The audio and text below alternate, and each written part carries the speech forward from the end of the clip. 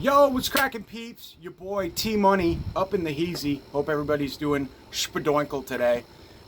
It's a fucking hot scorcher. Oh my god, sweating balls everywhere I go. Dripping sweat, motherfuckers. Up in the club, motherfuckers. With the dub, motherfuckers.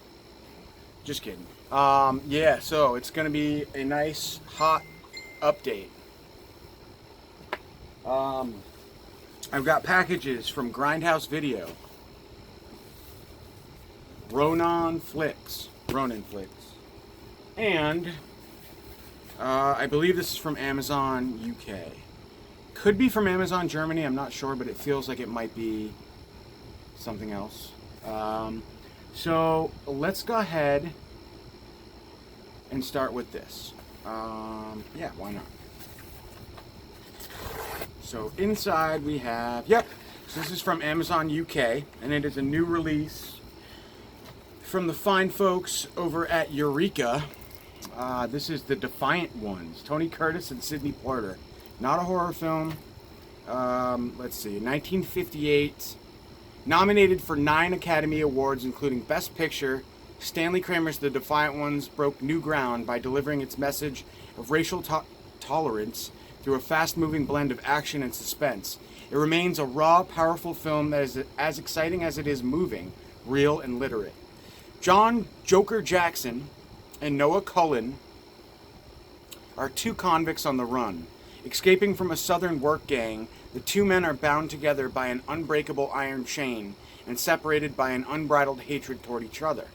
Relentlessly pursued by a bloodthirsty posse, they must put aside their differences if they're going to survive. Highly acclaimed upon its release for its directing, writing, cinematography, and acting, Sidney Poitier won numerous awards for his role, including the coveted Silver Bear for Best Actor. The Defiant Ones remains one of the most influential films of its era, and Eureka Classics is proud to present this Blu-ray here for the first time in the UK on dual format special edition. So it is Region B, so gotta have an all-region player for this guy. And it's a Blu-ray DVD combo pack. Trying not to make this big of a mess, so cleanup is easier afterwards. And it's just a 2-discer, swing tray, pivot, and then inside you've just got a picture of the 2 stars. So Sidney Poitier, if I can get this out. Tony Curtis, I'm sorry. There you go. There you go. So, cool. If anybody's seen this one, let me know your thoughts on it. Let's get into this. This here is from Grindhouse Video Tampa. And I was kind of bummed because I love AGFA, or whatever, however you pronounce it, the company, American Genre Film something. But according to Mike over at Grindhouse, he watched this film in particular that I grabbed, and he did not like it at all. He said it was pretty bad. So that sucks, because I had ordered it blindly, and then a week after I ordered it, he talked about it and said he didn't like it and watched it. So that is The God Monster of Indian Flats. I mean, that name alone was just like enticing enough for me to want to buy it. But for according to, I guess Mike said the monster itself was pretty cool.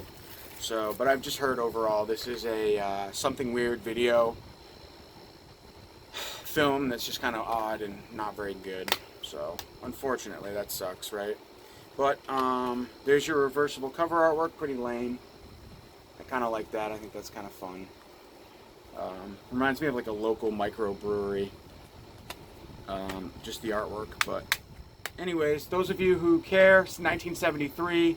Just when you thought it was safe to go back to the petting zoo, you meet God Monster of Indian Flats. Written and directed by infamous outsider artist Frederick C. Hobbs. This is the story of an 8-foot-tall toxic sheep monster that blows up gas stations, smashes crooked politicians, and terrorizes stoners. From the surreal Wild West locations to the outrageous monster effects, I did hear the effects are good. God Monster of Indian Flats is easily the most berserk, out of control, and inexplicably deranged creature feature in the history of Forever. This includes the scene where the God Monster crashes a children's picnic. In the words of legendary filmmaker Frank Henenlotter, "Get the straitjackets ready." I wonder if he said that in regard to this film, or if he just said that. I bet he just said that. So anyway, simultaneously grotesque, pitiable, and hilarious. Stephen Thrower, Nightmare USA. So anyway, I'll give it a watch. Sounds fun and quirky and weird. So I also wanted to grab this one. This is from the director of King of New York, Abel Ferrara. He also did The Driller Killer, among some other ones. I'm not a huge fan of Abel Ferrara, but I've heard this one's pretty good. Christopher Walken's in this. The Addiction. Again, it's not really a horror film at all, I don't think. Or kind of like a vampire-esque, I guess, take on a horror. I don't know. Addiction. The mid-90s were a fertile period for the vampire movie. Big-name stars such as Tom Cruise and Eddie Murphy flocked to the genre, as did high-caliber filmmakers like Francis Ford Coppola, veterans Wes Craven and John Landis, independents Michael Alan Moretti and Jeffrey Arsenault, and up-and-comers Quentin Tarantino and Guillermo del Toro. Amid the fangs and crucifixes, Abel Ferrara reunited with his King of New York star Christopher Walken for The Addiction, a distinctively personal take on creatures of the night. Philosophy student Kathleen is dragged into an alleyway on her way home from class by Casanova. And bitten on the neck, she quickly falls ill, but realizes this isn't any ordinary disease, when she develops an aversion to daylight and a thirst for human blood. Having made a big-budget foray into science fiction films 2 years earlier with Body Snatchers, Ferrara's approach... Whoa, did they spell that wrong? I thought it was Ferrara. I have to see. No, it's Ferrara. I was wrong. Ferrara's approach to the vampire movie... I should know better than to question Arrow. This isn't a Code Red release, right? Shot on the streets of New York like so many of his other works, including The Driller Killer, MS-45, and Bad Lieutenant, and beautifully filmed in black and white, The Addiction sees the filmmaker on his own terms and at his very best. Raw, shocking, intense, intelligent, masterful. Wow, I didn't know the film was shot in black and white. It's from the 90s, isn't it? 1995. Right smack dab in the middle of the 90s. Right. And inside of this disc, you've got a lobby card for Pulp, which I already have multiple copies of, so I don't really need that. And then you've got a booklet and reversible cover artwork, which I'm guessing is kind of lame. Arrow's been kind of flopping on their reversibles. Yeah, that's pretty lame. But yeah, I'm definitely going to stick with that. So anyways, if anybody's seen this one as well, let me know your thoughts. Figured I'd take a gamble on it. And yeah, I was totally wrong. It is a horror film. It's a vampire film. But anyways, that's The Addiction. And last but not least,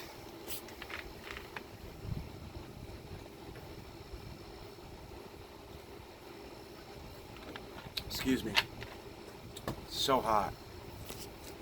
We have a package from Ronin. And I'm trying to remember what this is.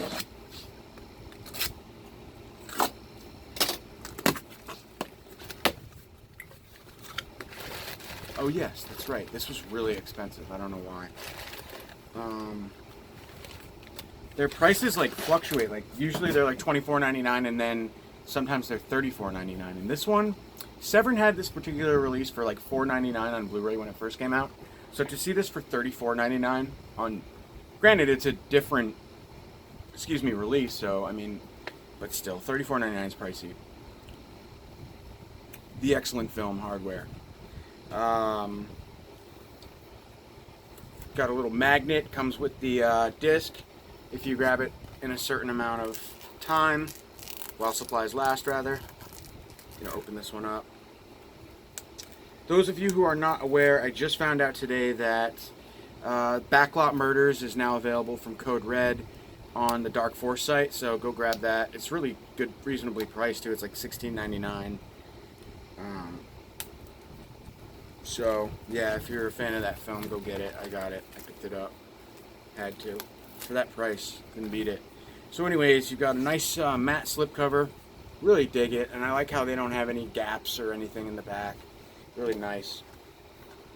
And then you've got 2-disc. Never seen this artwork before. Don't really like it, but I am gonna reverse it just because I always feel like if you have the option to display 2 different artworks of the film, why not? Those of you guys who don't know about this film, stars my man Dylan McDermott. Let's see, in this action-packed thriller set in the near future. So I just decided that reading the synopsis is the fastest, most efficient way to discuss a film, error-free, because my memory's shoddy, and rather than just trying to like dig in the depths of my burnt-out memory to tell you guys what it's about, it's just easier and quicker. So that's why I always read the synopsis nowadays, just to give you the most, accurate depiction of the film. So in this action-packed thriller set in the near future, Earth has become a brutal, dehumanized planet where radiation and pollution have taken over. On leave from the combat zone, Mo returns home with broken pieces of a combat android machine and gives them to his girlfriend as a gift to use in her artistic metal sculptures. Little did they realize that this android, Mark 13, the most destructive droid of its kind, is not scrap metal just yet. Its aim is simple: kill and destroy anything that gets in its way. Late at night, the killing machine starts to reassemble itself and begins its task, wreaking havoc and destruction on anyone or anything in its path. Mo must help Jill and the tenants of her apartment building escape the wrath of Mark 13. So yeah, it's great. I really like this movie. It's a lot of fun. The best science fiction film, horror film since Alien, says, wow, somebody from Fangoria. That's cool. It is really good. So yeah, I mean, you have options. There are a lot of new exclusive features to this release, including a new 4K scan of the original negative, new interviews with writer-director Richard Stanley, interview with Iggy Pop, No Flesh Shall Be Spared, the making of Hardware, featuring interviews with cast and crew, incidents in an expanding universe, early Super 8 version of Hardware, Richard Stanley on Hardware 2, Rites of Passage, early Richard Stanley short film, The Sea of Perdition, Richard Stanley. So you get 2 short films, so that's cool. Maybe that's why the price is a little more. And then you have vintage hardware promo videos featuring Lemmy and Iggy Pop, so that's awesome. So chock full of features. I guess that's probably what separates this one from the Severin release. I believe it was Severin. Oh no! Good thing it landed on its side, so I didn't damage the slip. Fuck! That could have been bad, guys. Ooh, it tightly fits. I guess I kind of did damage it a little bit, but that was my fault, so oh well. What are you gonna do? Really cool. Stoked to have this one for sure. So that is Hardware from Richard Stanley, starring my man, Mr. Jane, Thomas Jane. So guys, thanks for watching this video. Stay cool. It's a brutal day. It's a brutal world out there, I guess. All up and down the East Coast, it is super scorcher. My pool is usually really cold because it's basically in the shade, and it was like literally lukewarm today. So that's a record. The humidity is just at a record high. So stay cool. I'll catch you guys soon with another update. Peace.